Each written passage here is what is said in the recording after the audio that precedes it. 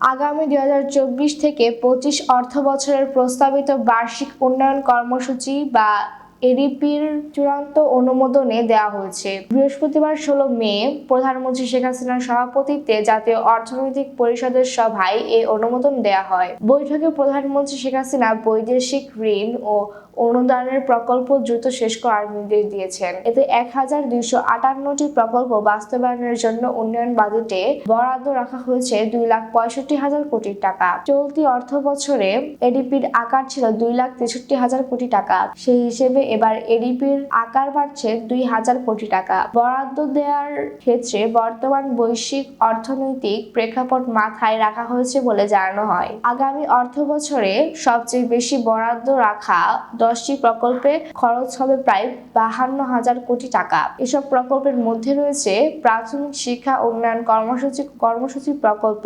রূপপুর পারমাণবিক বিদ্যুৎ কেন্দ্র, মাতারবাড়ি কয়লা ভিত্তিক বিদ্যুৎ কেন্দ্র, Dhaka Ashulia elevated expressway, metro rail line 1 প্রকল্প, পাওয়ার গ্রিডের নেটওয়ার্ক শক্তিশালীকরণ প্রকল্প এবং পদ্মা রেল ও বিমানবন্দরের 3rd টার্মিনাল প্রকল্প।